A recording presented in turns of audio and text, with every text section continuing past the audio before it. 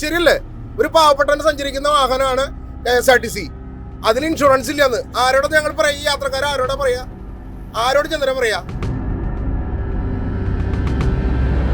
ഇവർ പറയുന്ന റേറ്റ് അതായത് അധികാരികൾക്ക് അവർക്ക് വരുമ്പോൾ ഓരോരോ മാറ്റങ്ങളായിട്ട് കൊണ്ടുവരുന്നതാണ്.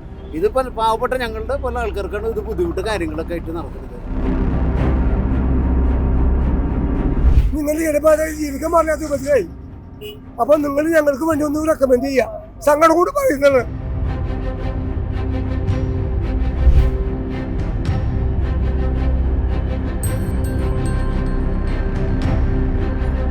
ഓട്ടോ ഓടിക്കുന്നവര് സൂക്ഷിച്ചോളൂ, ഇല്ലെങ്കിൽ പണി കിട്ടും. മാർച്ച് 1 മുതൽ പുതിയൊരു നിയമം നിലവിൽ വരാൻ പോവുകയാണ്. അതായത് ഓട്ടോയിലും മീറ്റർ ഇട്ടിട്ടില്ലെങ്കിൽ സ്റ്റിക്കർ ഒട്ടിക്കും. അപ്പൊ യാത്രക്കാർക്ക് പൈസയും കൊടുക്കണ്ട. ഓട്ടോക്കാരുടെ അഭിപ്രായം എന്താണെന്ന് നമുക്കൊന്ന് ചോദിച്ചറിയാം. അതെന്ന് വെച്ച് കഴിഞ്ഞാലേ അതിനാ ഇപ്പോഴത്തോട് നമുക്ക് യോജിക്കാൻ പറ്റില്ല. മീറ്റർ വേണം, പക്ഷെ എന്നാലും മീറ്ററിൽ വീഴുന്ന പൈസയും കൊണ്ട് നമുക്ക് മുതലാവില്ല. കാരണം നമുക്ക് ഇവിടുന്ന് 2 കിലോമീറ്റർ പോയാൽ വീഴുന്നതാകാൻ 40 രൂപയാണ്. അതിനിടയ്ക്ക് നമുക്ക് റിട്ടേൺ വാടകയൊന്നും ഇല്ല. പിന്നെ ഒരു 10 കിലോമീറ്റർ പോയി കഴിഞ്ഞാൽ അവർ പറഞ്ഞ വാടക എന്ന് പറഞ്ഞാൽ ഒരു 110 രൂപ 118 രൂപ അങ്ങോട്ട് വീഴുക. അപ്പം അതുകൊണ്ട് ഒരിക്കലും മുതലാവുന്നൊരു കാര്യമല്ല. അതിന്റെ ഇടയിൽ ഇങ്ങനെ ഒരു നിയമം കൂടി വരുമ്പോൾ അത് നിങ്ങളെ നല്ല രീതിക്ക് ബാധിക്കും. നല്ല രീതിക്ക് ബാധിക്കും. കാരണം ഇതിൻ്റെ ഇൻഷുറൻസ് അടയ്ക്കേണ്ടി വരും, പിന്നെ ടാക്സ്, വണ്ടിയുടെ പണി, കാര്യങ്ങൾ. പിന്നെ നമുക്ക് നേരത്തെ പോലെ വാടകയൊന്നും ഇല്ല. ഇപ്പം എല്ലാവർക്കും വണ്ടികളായി. അപ്പോൾ ഒരു 10 കിലോമീറ്റർ പോയാൽ പിന്നെ നമ്മളിവിടുന്ന് കാല് റിട്ടേൺ വരികയാണ്. തൃശ്ശൂർ ടൗൺ ഇവിടെ എല്ലാ ആൾക്കാരും മീറ്റർ ഇട്ടിട്ടാണ് വണ്ടി ഓടിക്കുന്നത്. പഞ്ചായത്തുകളിലൊക്കെ ചെന്ന് കഴിഞ്ഞാൽ അവർക്ക് എന്താ പറയുക, 1 കിലോമീറ്റർ ഒരു 5 കിലോമീറ്റർ പോയാൽ പിന്നെ മീറ്റർ വാടക മേടിച്ച് തിരിച്ച് വരിക എന്ന് പറഞ്ഞ നഷ്ടമാണ്. ഇപ്പോൾ പുറത്ത് മീറ്റർ കാശ് കൂടിയിട്ട് ഡീസലൊക്കെ വിലയും ഇതിലെ സ്പെയർ പാർട്സിൻ്റെ വിലയും എല്ലാം കഴിഞ്ഞിട്ട് ഭയങ്കര വില കൂടുതലാണ്. പിന്നെ ഞങ്ങൾക്ക് എങ്ങനെ കുടുംബം കഴിയണം? വണ്ടി കളക്ഷൻ കൊടുക്കണം. ഇതൊക്കെ കഴിഞ്ഞിട്ട് നമുക്ക് എന്നിട്ട് കുടുംബത്തേക്ക് കിട്ടും. ഒരു ഇതും കിട്ടുന്നില്ല. ഇവർ പറയുന്ന റേറ്റ് അതായത് അധികാരികൾക്ക് അവർക്ക് വരുമ്പോൾ ഓരോരോ മാറ്റങ്ങളായിട്ട് കൊണ്ടുവരുന്നത്. ഇതിപ്പോൾ പാവപ്പെട്ട ഞങ്ങളുടെ പല ആൾക്കാർക്കാണ് ഇത് ബുദ്ധിമുട്ട് കാര്യങ്ങളൊക്കെ ആയിട്ട് നടക്കുന്നത്. ഇതിപ്പോൾ മാർച്ച് 1 തീയതി തൊട്ട് കൊണ്ടുവന്ന് കഴിഞ്ഞിട്ട് ഞങ്ങൾക്ക് വല്ല ബെനിഫിറ്റ് ഉണ്ടോ? ഇല്ല. ഇത് ഭയങ്കര ബാധിക്കാതെ.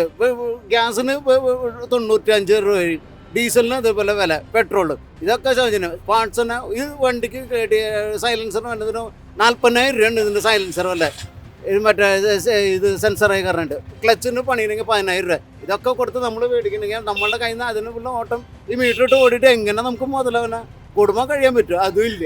ഇന്നത്തെ കാലത്ത് ജീവിക്കണമെങ്കിൽ ഭയങ്കര പാടാണ്. ഇപ്പോൾ ട്രാഫിക് എവിടെ എന്ത് ബ്ലോക്കാണ്. ട്രാഫിക് പോലീസുകാർക്ക് ഒരു ഐഡിയ ഇല്ല, ഒന്നുമില്ല. അവർ തള്ളതിൽ വന്നിട്ട് ബ്ലോക്ക് ചെയ്തിടും. എന്നിട്ട് ഞങ്ങൾ ജനങ്ങളായിട്ട് ഇതിൽ ഇടി കൂടി നടക്കാം. ഇപ്പോൾ മീറ്റർ ഇട്ടിട്ടാ നമ്മൾ ഓടുന്നുള്ളൂ. പിന്നെ ഇപ്പം നമുക്ക് എന്താ പ്രശ്നം? ഒട്ടിക്കൊന്നും ഇട്ടല്ലേ, ആയിക്കോട്ടെ, നമുക്ക് പ്രശ്നമില്ല. അതുകൊണ്ട് ഈ നിയമം നടപ്പിലായെങ്കിലും കുഴപ്പമൊന്നുമില്ല. നമ്മൾ മീറ്റർ ഇട്ട് തന്നെ ഓടാറുള്ളൂ. അതുകൊണ്ട് ചേട്ടൻ ഓക്കെയാണ്. ടൗൺ പരിധിയിലാണ് നമ്മൾ മീറ്ററിൽ ഓടണം. ഓക്കെ, മീറ്റർ കാശ് തന്നാൽ മതി. ഇപ്പൊ ചേട്ടൻ എന്ന് മീറ്റർ ഇട്ടിട്ട് തന്നെയാണ് പോകുന്നത്? നമ്മളിപ്പോൾ മീറ്റർ ഇട്ടിന് ഓടണം. അവരുടെ നിയമം നമ്മൾ പാലിക്കണ്ടേ? മാർച്ച് 1 തൊട്ട് ഇങ്ങനെ ഒരു നിയമം വരാൻ പോവാണ്. പറഞ്ഞുകൊണ്ട് നമുക്ക് അനുകൂലമില്ല.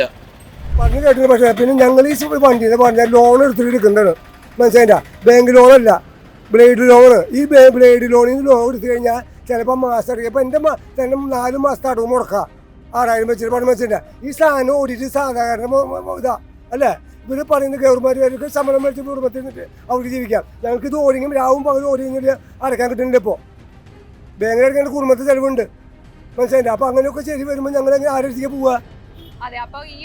അല്ല, ഈ നിയമം ചെയ്യുന്നത് ഗവൺമെന്റ് തെറ്റാണ്. ഒന്ന് അത് തന്നെയല്ല, അവർ ഗവൺമെന്റുകാർ പറയുന്നവരൊക്കെ ശമ്പളം മാസം വീട്ടിലേക്ക് വരണ്ട. നിങ്ങളെ പോലെ വരുമ്പോൾ റിട്ടേൺ 10 രൂപ കിട്ടും, പോകുമ്പോൾ 30 രൂപ കിട്ടും. പിന്നെ അവരെ കാശ് 2 ഓടി പോകുന്ന ആൾക്കാർ വേറെ.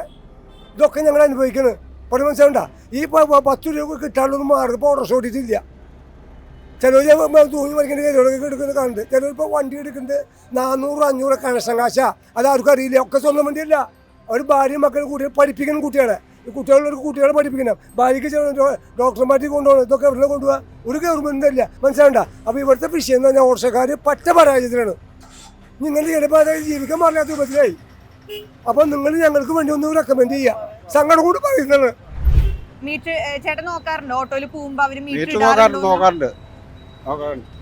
ഞാൻ അധികം ഊബർ വിളിച്ചു തരുമ്പോൾ ഞാൻ അതിലാണ് യാത്ര ചെയ്യാറ്. അപ്പോൾ അതിൽ മീറ്റർ നോക്കേണ്ട ആവശ്യമില്ല. പക്ഷെ സാധാരണ ഞങ്ങളൊരു മിനിമത്തിൽ കയറുമ്പോൾ ഞാനത് നോക്കും. ഒരു മീറ്റർ ഇടുന്നുണ്ടോ, എത്ര മീറ്ററിൽ നമ്മൾ ഇറങ്ങിയിരിക്കണേന്നൊക്കെ നോക്കാറുണ്ട്. അപ്പൊ ഇങ്ങനെ ഒരു നിയമം വരാണെങ്കിൽ അത് നല്ലതായിരിക്കും അല്ലേ? നല്ലതായിരിക്കും. മീറ്റർ ഇടാൻ ഗവൺമെന്റ് പറഞ്ഞിട്ട് മീറ്റർ ഇട്ട് ഓടണം, അല്ലെങ്കിൽ നമുക്ക് തന്നെ അല്ലേ ബുദ്ധിമുട്ട്. അപ്പോൾ നമ്മളിപ്പോൾ ഓൾറെഡി മീറ്റർ ഇട്ടിട്ടാണ് ഓടുന്നത്, നോക്കിയിട്ടുണ്ടെങ്കിൽ കാണാം. അപ്പോൾ അപ്പൊ അതിന്റെ ഇടയിൽ ഇങ്ങനെ ഒരു നിയമം കൂടി വരുമ്പോ അത് ബുദ്ധിമുട്ടാണ്. പക്ഷെ അത് പാലിച്ചില്ലെങ്കിൽ നമുക്ക് തന്നെയല്ലേ ബുദ്ധിമുട്ട്. അതിന് പഠിച്ച ചാർജും കാര്യങ്ങളും നമുക്ക് ഫൈനും അടച്ചിട്ട് പ്രശ്നങ്ങൾ തന്നെയാണ്. അനുസരിക്കാണ്ടിരിക്കാൻ പറ്റില്ല നമുക്ക്. ഇന്ന് ഓട്ടോറിക്ഷ ഓടിക്കുന്നുണ്ടെങ്കിൽ മീറ്റർ ഇട്ടിരിക്കണം. ഇടാത്ത കുറേ വിഭാഗം കുറേ ആൾക്കാരുണ്ട്. അവർ കിട്ടുന്ന പൈസ അറക്കാന്നുള്ള കിട്ടിയ ഒരാളെ അറക്കാന്നുള്ള ഒരു രൂപത്തിലുള്ള കുറച്ച് മനുഷ്യരുണ്ട്, കുറച്ച് ഡ്രൈവേഴ്സ്. എല്ലാവരും അത്തരത്തിൽ പെട്ടില്ല. ഞങ്ങൾ ഭൂരിഭാഗം പേരും മീറ്റർ ഇട്ടിട്ട് ഓടാറുള്ളൂ. ഇങ്ങനെ ഒരു നിയമം വരാണെങ്കിൽ നല്ലതായിരിക്കും. നല്ലതാണ്, അതിൽ നമ്മൾ സ്വാഗതം ചെയ്യാം. മീറ്റർ ഇട്ടിട്ട് തന്നെയാണോ പോവാറ്? മീറ്റർ ഇട്ടിട്ട് ഞങ്ങൾ ടൗണിനുള്ളിൽ, ടൗണിന് പുറത്തേക്ക് പോകണമെങ്കിൽ മീറ്റർ ഇല്ല മാത്രം. അപ്പൊ ഇങ്ങനെ ഒരു നിയമം വരാൻ പോവാണ് മാർച്ച് 1 തൊട്ട്. സ്റ്റിക്കർ എല്ലാ ഓട്ടോയിലും ഒട്ടിക്കുന്നാണ് പറയുന്നത്.